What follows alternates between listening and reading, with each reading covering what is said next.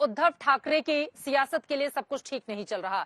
एक तरफ सिंबल गया, नाम गया, तो वहीं दूसरी तरफ आपको बताते चले 2024 का इलेक्शन सामने है, लेकिन विधान भवन से अब उनका दफ्तर भी चला गया और उसके बाद खबर आई कि लोकसभा से भी अब उनके दफ्तर को शिंदे गुट को दे दिया गया है।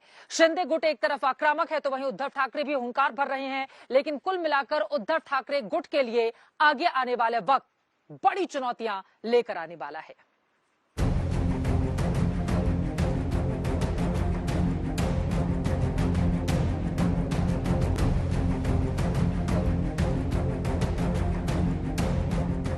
उद्धव ठाकरे के लिए ये टीस देने वाली तस्वीरें हैं।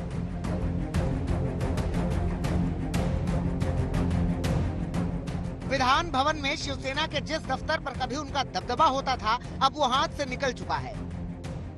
शिंदे खेमे का कब्जा फाइनल है, यानी उद्धव को झटके पे झटका है। उद्धव ठाकरे ने पहले अपनी पार्टी का सिंबल गंवाया, फिर विधानसभा में पार्टी का दफ्तर हाथ से गंवाया, अब लोकसभा में शिवसेना का दफ्तर भी गंवा दिया। शिवसेना मुख्यालय पर भी तलवार लटक रही है और बीएमसी में पार्टी दफ्तर पर भी खतरा मंडरा रहा है। सवाल है कि उद्धव ठाकरे अब क्या करेंगे। बीजेपी कह तो रही है कि शिवसेना दफ्तर पर कब्जे का कोई इरादा नहीं है, लेकिन ये वादा कितना ठहर पाएगा ये कौन कह सकता है। कल उद्धव ठाकरे कैमरे के सामने आए, खूब हुंकार भरी, दो हाथ करने का दम भरा था, बीजेपी पर आरोप लगाए थे। नाव आणि चेहरा वापरतायत तो काढण्याची हिंमत दाखवावी आणि स्वतःच्या वडिलांचं किंवा स्वतःच्या नावाने शिवसेना चालवून दाखवावी। त्यांनी ठाकरे नाव काढावं, या शिवसेना घेताय ना, तुमचं स्वतःचं नाव तिकडे पक्षप्रमुख म्हणून किंवा शिवसेना प्रमुख म्हणून लावा किंवा तुमच्या वडिलांचं नाव लावा आणि शिवसेना चालवा। माझं आव्हान आहे त्यांना।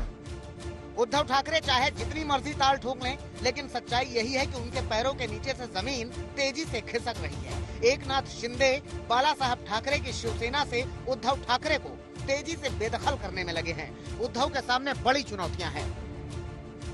एडीआर की रिपोर्ट के मुताबिक 2020-21 में शिवसेना के पास 191 करोड़ की चल अचल संपत्ति है। सवाल है कि क्या एकनाथ शिंदे, जिसे कोषाध्यक्ष बनाएंगे, उसके हस्ताक्षर से इन पैसों का संचालन होगा, यानी उद्धव ठाकरे को पार्टी चलाने के लिए पैसों का संकट होने वाला है। पूरे महाराष्ट्र में 82 जगहों पर शिवसेना के बड़े दफ्तर और मुंबई में 280 छोटे छोटे दफ्तर है, जिस पर कब्जे को लेकर भी जंग होनी तय है। दादर में शिवसेना का दफ्तर और पार्टी का मुखपत्र सामना के स्वामित्व को लेकर भी सवाल है, हालांकि इनका संचालन ट्रस्ट के जिम्मे है। उद्धव ठाकरे ये संदेश देने की कोशिश कर रहे हैं कि वो फिसले हैं, परास्त नहीं हुए हैं, उनके कदम लड़खड़ाए हैं, लेकिन लड़ाई खत्म नहीं हुई है। नहीं होनी चाहिए, उसमें भी चुनाव होना चाहिए। अगर चुनाव आयोग जिसको कहा जाता है वो ही अगर उसकी नियुक्ति की जाए तो चुनाव आयोग का है। इसलिए मैं कहता हूं कि वो बर्खास्त करना चाहिए। हमारा विश्वास बिल्कुल नहीं है। तो इसके पहले भी ईवीएम वगैरह सारी चीजों पर हमने हमारी आशंका जताई थी, आज भी सारे लोग जता रहे हैं और मैं तो मानता हूं कि इसको तुरंत बर्खास्त करना चाहिए और जो भी सुनवाई है सुप्रीम कोर्ट में होनी चाहिए। उद्धव के पास वक्त बेहद कम है। क्या वजूद की इस लड़ाई में वो खुद को बचा पाएंगे? मामला सुप्रीम अदालत पहुंच गया है और कल इस मामले में सुनवाई होनी है। जाहिर सी बात है कि 2024 के चुनाव से पहले उद्धव ठाकरे जबरदस्त संकट में फंस गए हैं। ऋत्विक भालेकर, मुंबई, आज तक।